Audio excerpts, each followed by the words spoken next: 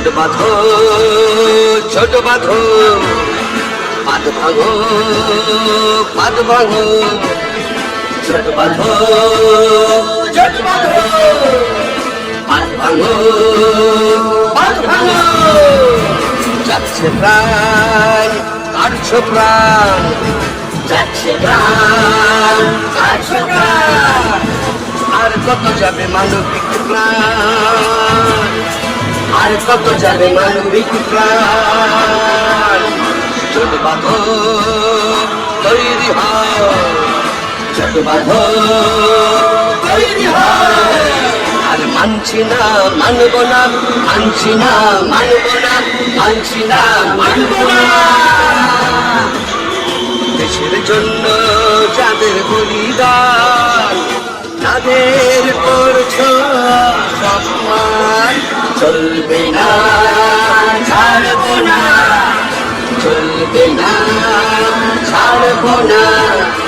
দেখো মানুষের কত শক্তি, দেখো মানুষের কত শক্তি,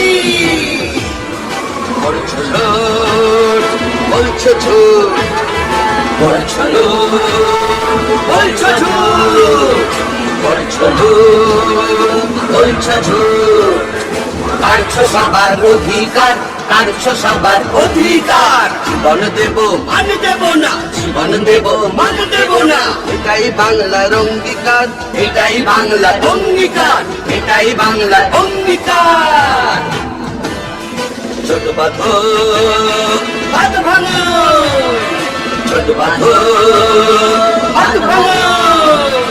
জয় হোক জয় বাংলা, জয় হোক মানুষ সবার, জয় হোক জয় বাংলা, জয় হোক মানুষ সবার, জয় হোক জয় বাংলা, জয় হোক মানুষ সবার, জয় হোক জয় বাংলা, জয় হোক মানুষ সবার।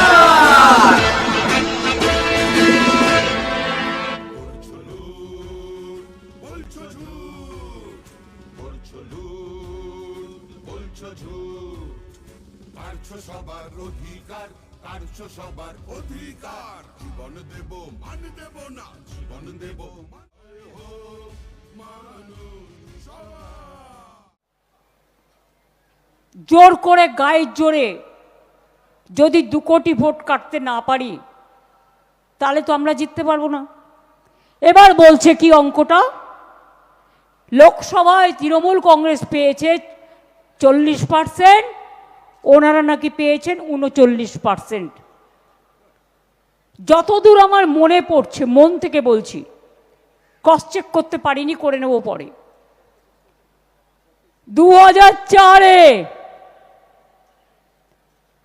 আমি তৃণমূল কংগ্রেসের প্রার্থী হিসেবে 39% ভোট পেয়ে একা জিতেছিলাম বাংলায়, আর কেউ জেতেনি। তো আপনারা যদি মনে করেন 39% পেয়ে আপনি 294টা সিট জিতবেন, 2% 3% ভোট কেটে দিয়ে মূর্খের স্বর্গে বাস করছেন। যারা আপনাকে ভোট দিত তারা আমাদের ভোট দেবে, কারণ তাদের অস্তিত্বের ঠিকানা, ইসকো ঠিকানা চাইয়ে, ইসকো সিটিজেনশিপ চাইয়ে।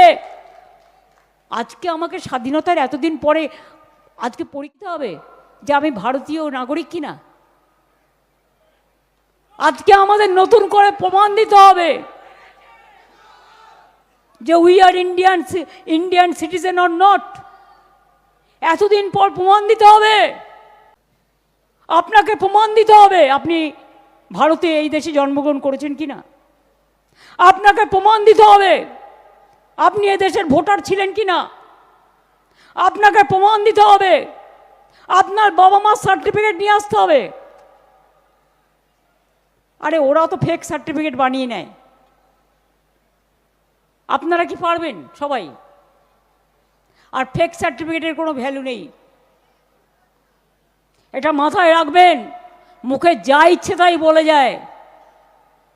ফেকু বাবুদের বলি, এখন বাবু বলছি, পরে কাকু বলবো। তার কারণ ক্ষমতাটা একটু জাহির করে দেখাও। মনে রাখবেন, লাস্ট এসআইআর বাংলায় হয়েছিল 2001-এর নির্বাচনের পর। 2002-03 বাংলায় কোনো নির্বাচন ছিল না। 2004-এ লোকসভার নির্বাচন হয়, সেই ড্রাফট লিস্টে, সেই ভোটার লিস্টে ভোট হয়। প্রায় 2 থেকে 2.5 বছর সময় লেগেছিল। তাহলে আজকে হঠাৎ মোদিবাবুকে আর অমিত শাহকে সন্তুষ্ট করবার জন্য কুর্সিবাবু যিনি ইতিহাস তৈরি করতে যাচ্ছেন, আপনার ইতিহাস পাতিহাস হবে। बिहार प्रथमे समझने नहीं पाया, जब समझा तो उसको नाम काट के बात दिया था, निकाल दिया था। लेकिन हम लोग पहले से पकड़ा और इसको हम देखेंगे भी। अगर एक भी आदमी का लोग नाम बात गया तो बीजेपी का गवर्नमेंट तोड़ के छोड़ेंगे। पास भी इंफॉर्मेशन कम नहीं है, आपको शर्म होना चाहिए। बातों बातों पे मिर्जाफर जी आप एजेंसी को भेज देता है। और क्या करते हैं, हमारा 3 लोगों को परसों फोन किया, 3 एमएलए को, फेक एजेंसी। कहते हैं तुम्हारा खिलाफ में सीबीआई का केस है, इतना रुपया दो। कौन कर रहा है? हम लोग तो इसको पकड़ेंगे, केस भी करेंगे, छोड़ेंगे नहीं। যদি কারো বাড়িতে ইডি সিবিআই যায় ভয় পাবেন না, আপনি লয়ারের পরামর্শ নেবেন। ইনকাম ট্যাক্স দেয়, সবাইকে লেলিয়ে দেবে। বলছে সব বাংলাদেশি হয়ে গেছে। আমরা ওদের একটা নেতা বলছে আমাদের ভোট দিন, তাহলে বাংলাদেশের আর কোনো বর্ডারই থাকবে না, সব বর্ডার খুলে দেবে। ও নাকি বাংলাদেশি দখল করে নেবে। উদ্দেশ্যটা কি আমি জানি না, জিজ্ঞেস করুন। যারা দেশ স্বাধীন হবার পরে, দেশ স্বাধীন হবার আগে ওপার বাংলা থেকে এসছে, এপার বাংলার যারা সিটিজেন, এটা আমরা করিনি, ইতিহাস করেছে। ফ্রিডম মুভমেন্টের সময় যারা ছিল তারা করেছেন। বাবা সাহেব আম্বেদকর এই কনস্টিটিউশনটা যে লিখেছেন, এই কনস্টিটিউশনের ড্রাফটিং কমিটির চেয়ারপারসন ছিলেন। সবাইকে সমান অধিকার, right to live, right to work, right to property, right to equality, সব কিন্তু আমাদের সংবিধানে আছে। तो একদিকে বলছেন सब बांग्लादेशी को हटा देंगे, सब रोहिंग्या चला गया बांग्ला में। तो बिहार में कितना रोहिंग्या था, ढूंढ के निकाला? तो बिहार में कितना बांग्लादेशी था, निकाल पाया? जिज्ञेस करूं तो। अगर रोहिंग्या छोड़िए, हम आर्गुमेंट कर रहे हैं, अगर 2-4 रोहिंग्या आया था भी, वो तो जेल में है, छोड़ दीजिए। कानून का बात कानून, वो जितना संख्या बोलता है उतना तो है ही नहीं। तो मिर्जाफर जी,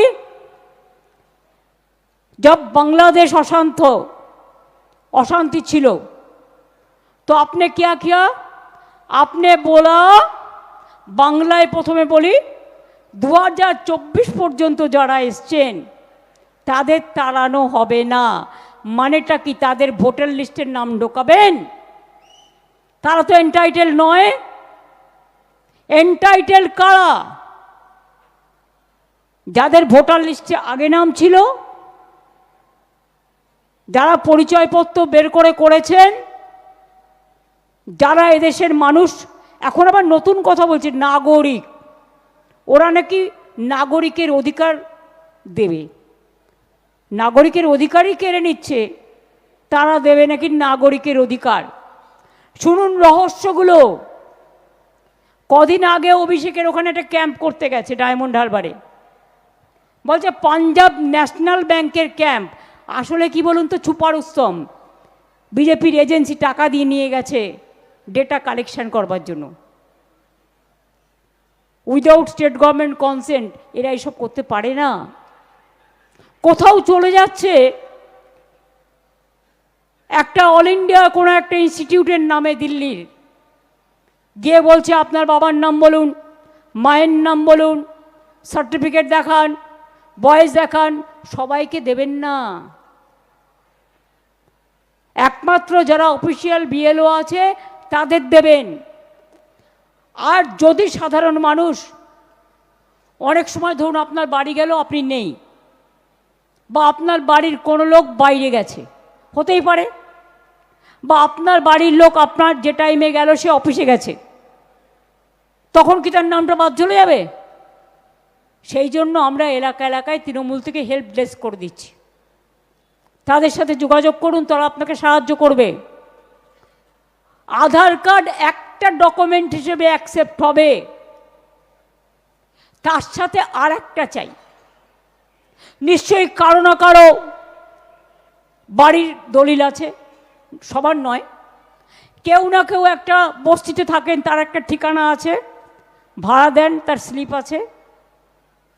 কেউ না কেউ একটা দোকানে চাকরি করেন, পেমেন্ট স্লিপ আছে।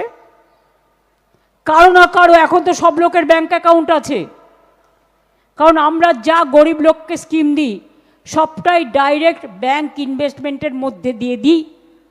ছাড়াও ডেট অফ বার্থ, আপনার যে স্কুল সার্টিফিকেট আছে সেটা দেখাবেন। School certificate is considered as a birth certificate, so far my small knowledge is concerned.